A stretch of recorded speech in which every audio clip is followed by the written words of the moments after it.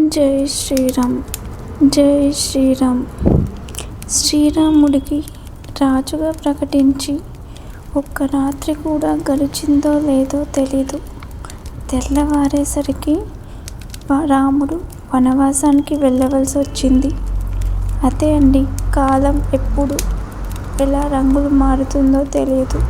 కాబట్టి ఈనాడు నీ హోదాను చూసి నువ్వు మురిసిపోకు, ఎవరిని తక్కువ చేసి మాట్లాడకు.